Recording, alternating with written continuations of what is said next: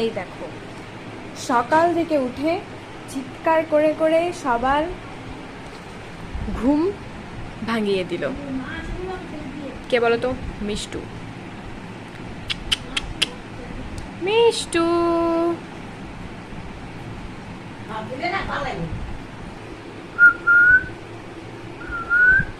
মিষ্টু, তোমার কি রাগ হয়েছে?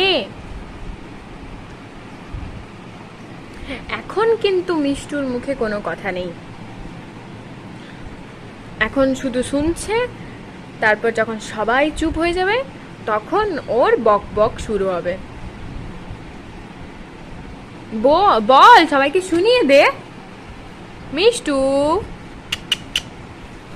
এসো এসো, হাতে এসো, হাতে এসো মিষ্টু।